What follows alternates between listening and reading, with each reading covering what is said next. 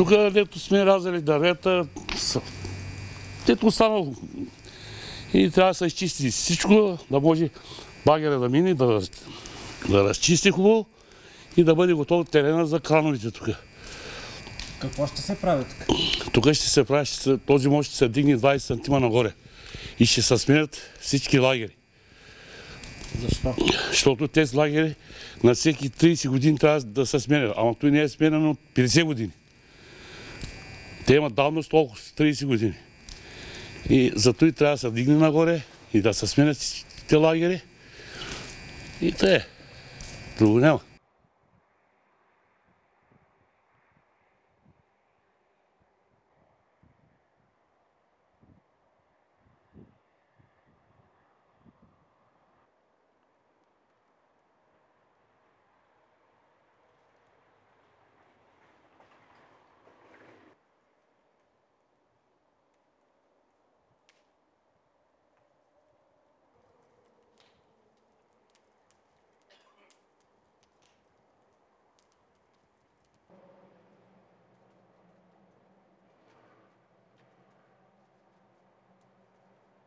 Други проблеми тук по този мост? Няма, други проблеми няма. Само тези лагери.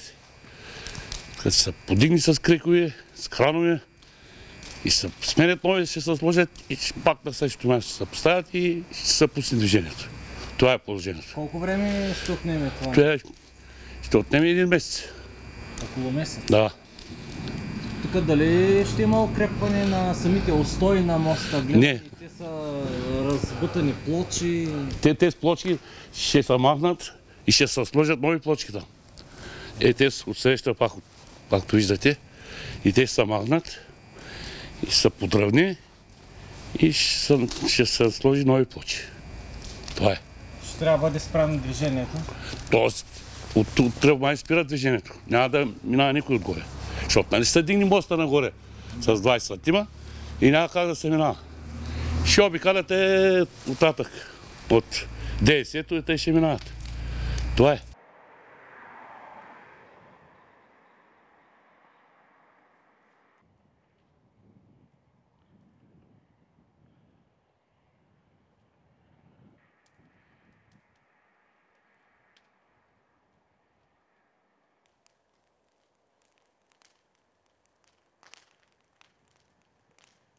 Някакъв стар път, тук прелез е имало. Това е тук.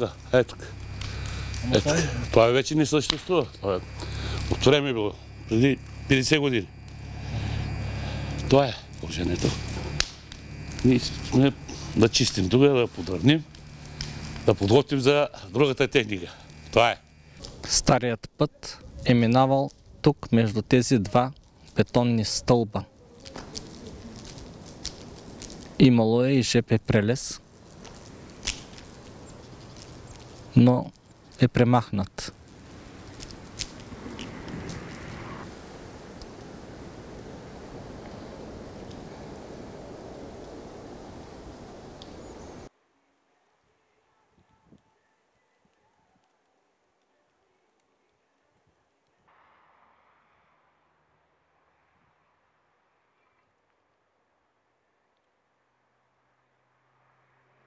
Да.